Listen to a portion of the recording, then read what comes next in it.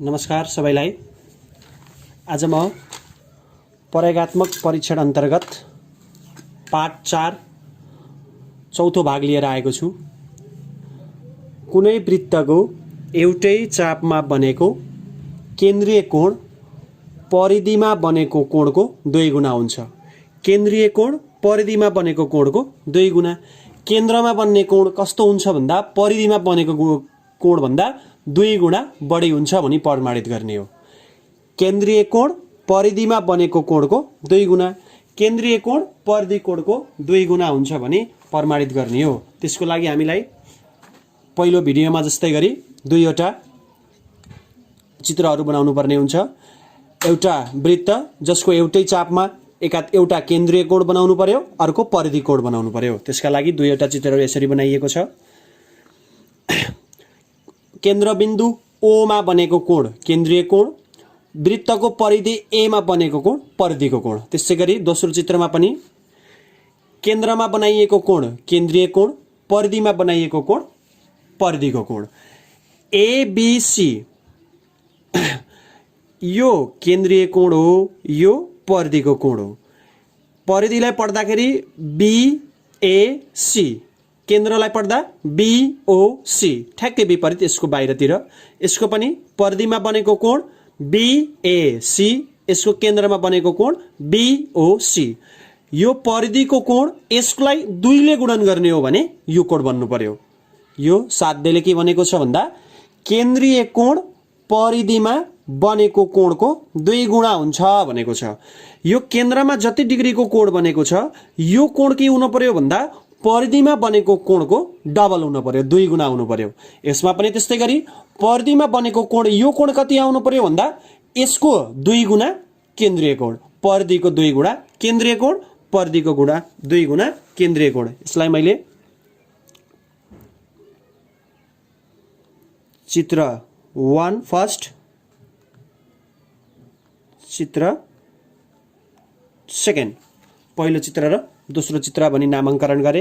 अब हामीले प्रयोगात्मक परीक्षण गर्दा टेबलमा लेख्न विद्यार्थीलाई कसरी लेख्ने भन्दा यो थ्योरमको अनुसार लेख्नुपर्ने हुन्छ। यसमा के भनिएको छ, कुनै वृत्तको एउटै चाप, यो वृत्तमा BC चापमा एउटा केन्द्रीय कोण अर्को परिधिको कोण बनेको छ।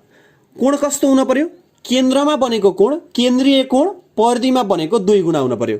यो परिधिको कोणको 2 गुणा के हुन पर्यो केन्द्रीय, यो केन्द्रीय कति हुन पर्यो परिधिको 2 गुणा। केन्द्रको आधा परिधि, परिधिको 2 गुणा केन्द्रीय। परिधिको 2 गुणा केन्द्रीय हुनुपर्छ, केन्द्रको आधा जहिले पनि केन्द्रीय कोणको आधा फेरि परिधिको कोण हुनुपर्छ। यसले त्यही भनेको छ। त्यसैगरी मैले एउटा टेबलको निर्माण गरेको छु। टेबलमा चित्र फर्स्ट सेकेन्ड, केन्द्रीय कोण अघि मैले भनिसकेँ यो केन्द्रीय कोण हो। केन्द्रीय कोणलाई यसलाई पढ्दाखेरि BAC केन्द्रीय कोण यो BOC, यो केन्द्रीय कोण, यो परिधिको कोण हो। परिधि कोण BAC परिधिमा बनेको कोण हो।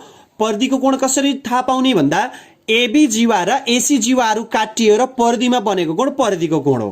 त्यही भएर यो परिधिलाई BAC भनेर लेखिएको छ, केन्द्रमा बनेको कोणलाई BOC। त्यसै गरी पहिलो चित्रमा जसरी नामाङ्करण गरिएको छ दोस्रो चित्रमा पनि त्यस्तै गरी नै नाम लेख्नुपर्छ। मैले पहिलो अनुसार नै दोस्रो चित्रको नाम लेखेको छु। दोस्रोको केन्द्रीय कोण पनि BOC, परिधिको कोण पनि BAC। अब हामीले केन्द्रीय कोण BOC, चित्र फर्स्टको केन्द्रीय कोण BOC नापेर यहाँ लेख्छौँ। चित्र फर्स्टको परिधिको कोण BAC नापेर यहाँ लेख्छौँ। त्यसपछि परिणाम लेख्छु। परिणाममा के लेख्ने भन्दा केन्द्रीय कोण के हुन पर्यो परिधि कोणको 2 गुणा। केन्द्रीय कोण कस्तो आउनु पर्छ भन्दा परिधिको डबल गर्दा केन्द्रीय कोण बन्नुपर्छ। त्यसै गरी नै यो परिमाण लेख्नुपर्ने हुन्छ। त्यसका लागि मैले प्रोटेक्टरको सहायताले केन्द्रीय कोण र परिधिको कोणहरू नाप्छु। अब मैले पहिला केन्द्रीय कोण BOC नाप्दाखेरि हिजो भने जस्तै गरी अहिले पनि प्रोटेक्टर यो भाग यहाँ राख्नु होला। त्यसै गरी यो रेखालाई यो रेखामाथि यसरी राख्ने गर्छु। यसरी राख्दा मेरो केन्द्रीय कोण 60, 65, 66 डिग्री। केन्द्रीय कोण चित्र फर्स्टको केन्द्रीय कोण 66 डिग्रीको आयो। त्यसै गरी परिधिको कोण आधा 33 डिग्री आइपुग्यो। त्यसै गरी मैले यहाँ भर्छु चित्र फर्स्टमा केन्द्रीय कोण 66 डिग्री, परिधिको कोण 33 डिग्री। अब दोस्रो चित्रमा पनि त्यसै गरी केन्द्रीय कोण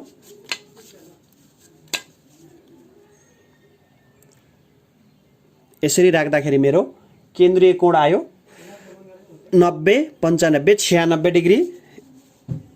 त्यसपछि दोस्रो चित्रमा पनि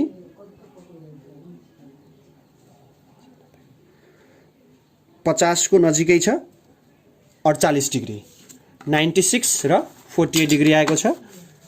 चित्र नम्बर 2 को केन्द्रीय कोण BOC 96 डिग्री, परिधिको कोण 48 डिग्री। अब ल हेर्नुस्, चित्रमा हेर्दाखेरि परिधिको कोणको 2 गुणा केन्द्रीय कोण बनेको छ। परिधिलाई 2 गुणा गर्ने हो भने केन्द्रीय बनेको छ 33। परिधिको कोण पहिलो चित्रमा परिधिको कोण 33 डिग्रीको छ भने 33 डिग्रीको 2 गुणा कति हुन्छ 66 डिग्री। फेरि दोस्रो चित्रमा केन्द्रीय कोण 96 डिग्री आयो, परिधिको कोण कति आयो 48, 48 को डबल 96।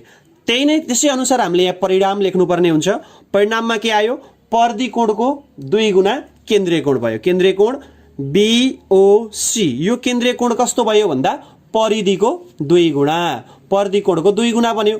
परिधिको कोण कति छ भन्दा BAC को 2 गुणा, 2 गुणा एंगल अफ BAC। चित्र पहिलोमा जस्तो छ दोस्रोमा पनि परिधिको 2 गुणा के छ केन्द्रीय कोण छ। त्यसै गरी एंगल BOC इक्वल टु 2 गुणा एंगल BAC। 48 डिग्री को 2 गुणा गर्ने हो भने 96 डिग्री हुन्छ, 33 डिग्री को 2 गुणा गर्ने हो भने 66 डिग्री हुन्छ। त्यसै गरी मैले यहाँ परिणाममा केन्द्रीय कोण के भएको छ भन्दा परिधि कोणको 2 गुणा हुँदाखेरि केन्द्रीय कोण, यहाँ पनि परिधि कोणको 2 गुणा हुँदा केन्द्रीय कोण। अब यति भइसकेपछि हामीलाई निष्कर्ष लेख्नुपर्ने हुन्छ। निष्कर्षमा के लेखिएको छ भन्दा माथिको दुवै चित्रमा, पहिलो चित्र र दोस्रो चित्रमा एंगल BOC को 2 गुणा के पाइयो BAC। केन्द्रीय कोण BOC कस्तो आयो भन्दा परिधि कोणको 2 गुणा पाइयो। माथिको चित्र अनुसार कोणहरू नाप्दाखेरि परिधि कोणलाई 2 गुणा गर्दा के बन्यो केन्द्रीय कोण बन्यो। त्यसकारण अथवा तसर्थ कुनै वृत्तको एउटै चापमा बनेको केन्द्रीय कोण परिधिमा बनेको कोणको 2 गुणा हुन्छ भने प्रमाणित भयो। माथिको चित्र अनुसार के प्रमाणित भयो भन्दा परिधि कोणको 2 गुणा नै के रहेछ केन्द्रीय कोण हुन्छ भने प्रमाणित भयो। हस्त, धन्यवाद। नमस्कार सबैलाई। आज म प्रयोगात्मक परीक्षण अन्तर्गत पाठ 4 चौथो भाग लिएर आएको छु। कुनै वृत्तको एउटै चापमा बनेको केन्द्रीय कोण परिधिमा बनेको कोणको 2 गुणा हुन्छ। केन्द्रीय कोण परिधिमा बनेको कोणको 2 गुणा। केन्द्रमा बन्ने कोण कस्तो हुन्छ भन्दा परिधिमा बनेको कोण भन्दा 2 गुणा बढी हुन्छ भनी प्रमाणित गर्ने हो। केन्द्रीय कोण परिधिमा बनेको कोणको 2 गुणा, केन्द्रीय कोण परिधि कोणको 2 गुणा हुन्छ भने प्रमाणित गर्ने हो। त्यसको लागि हामीलाई पहिलो भिडियोमा जस्तै गरी 2वटा चित्रहरू बनाउनु पर्ने हुन्छ। एउटा वृत्त जसको एउटै चापमा एउटा केन्द्रीय कोण बनाउनु पर्यो, अर्को परिधि कोण बनाउनु पर्यो। त्यसका लागि 2वटा चित्रहरू यसरी बनाइएको छ। केन्द्रबिन्दु O मा बनेको कोण केन्द्रीय कोण, वृत्तको परिधि A मा बनेको कोण परिधिको कोण। त्यसै गरी दोस्रो चित्रमा पनि केन्द्रमा बनाइएको कोण केन्द्रीय कोण, परिधिमा बनाइएको कोण परिधिको कोण। ABC यो केन्द्रीय कोण हो, यो परिधिको कोण हो। परिधिलाई पढ्दाखेरि BAC, केन्द्रलाई पढ्दा BOC, ठ्याक्कै विपरीत यसको बाहिरतिर। यसको पनि परिधिमा बनेको कोण BAC, यसको केन्द्रमा बनेको कोण BOC। यो परिधिको कोण यसलाई 2 ले गुणन गर्ने हो भने यो कोण बन्नु पर्यो। यो साध्यले के भनेको छ भन्दा केन्द्रीय कोण परिधिमा बनेको कोणको 2 गुणा हुन्छ भनेको छ। यो केन्द्रमा जति डिग्रीको कोण बनेको छ यो कोण के हुनु पर्यो भन्दा परिधिमा बनेको कोणको डबल हुनु पर्यो, 2 गुणा हुनु पर्यो। यसमा पनि त्यस्तै गरी परिधिमा बनेको कोण यो कोण कति आउनु पर्यो भन्दा यसको 2 गुणा केन्द्रीय कोण, परिधिको 2 गुणा केन्द्रीय कोण, परिधिको 2 गुणा केन्द्रीय कोण। यसलाई मैले चित्र 1 फर्स्ट, चित्र सेकेन्ड, पहिलो चित्र र दोस्रो चित्र भनी नामाङ्करण गरे। अब हामीले प्रयोगात्मक परीक्षण गर्दा टेबलमा लेख्न विद्यार्थीलाई कसरी लेख्ने भन्दा यो थ्योरमको अनुसार लेख्नुपर्ने हुन्छ। यसमा के भनिएको छ, कुनै वृत्तको एउटै चाप, यो वृत्तमा बीसी चापमा एउटा केन्द्रीय कोण अर्को परिधिको कोण बनेको छ। कोण कस्तो हुन पर्यो, केन्द्रमा बनेको कोण केन्द्रीय कोण परिधिमा बनेको 2 गुणा हुन पर्यो। यो परिधिको कोणको 2 गुणा के हुन पर्यो, केन्द्रीय। यो केन्द्रीय कति हुन पर्यो, परिधिको 2 गुणा। केन्द्रको आधा परिधि, परिधिको 2 गुणा केन्द्रीय।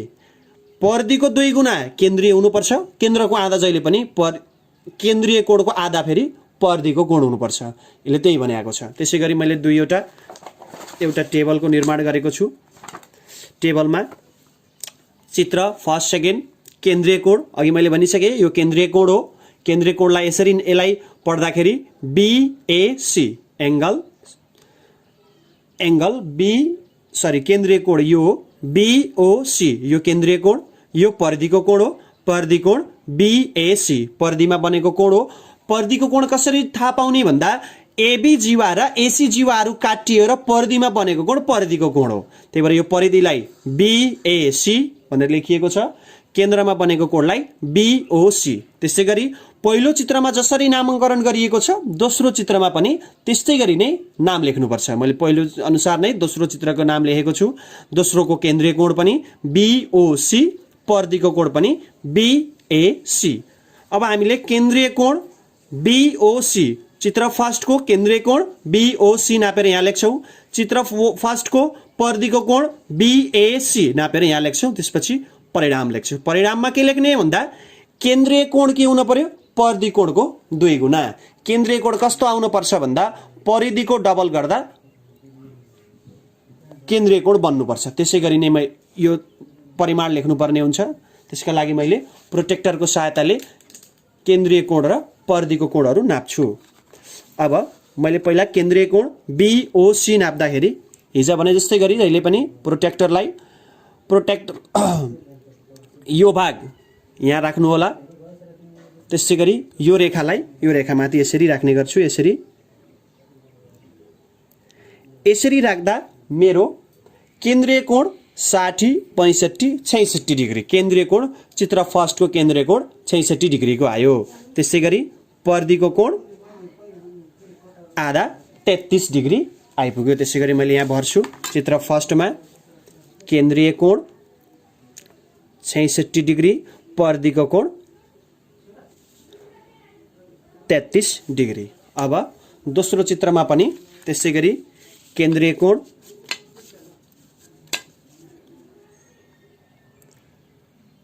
यसरी राख्दाखेरि मेरो केन्द्रीय कोण आयो 90, 95, 96 डिग्री।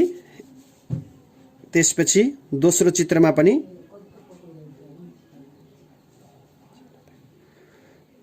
50 को नजिकै छ, 48 डिग्री, 96 र 48 डिग्री आएको छ। चित्र नम्बर सेकेन्डको केन्द्रीय कोण बीओसी 96 डिग्री, परिधिको कोण 48 डिग्री। अब ल हेर्नुहोस्, चित्रमा हेर्दाखेरि परिधिको कोणको 2 गुणा केन्द्रीय कोण बनेको छ। परिधिलाई 2 गुणा गर्ने हो भने केन्द्रीय बनेको छ 33। परिधिको कोण पहिलो चित्रमा परिधिको कोण 33 डिग्रीको छ भने 33 डिग्रीको 2 गुणा कति हुन्छ, 66 डिग्री। फेरि दोस्रो चित्रमा केन्द्रीय कोण 96 डिग्री आयो, परिधिको कोण कति आयो, 48। 48 को डबल 96। त्यही नै त्यसै अनुसार हामीले यहाँ परिणाम लेख्नुपर्ने हुन्छ।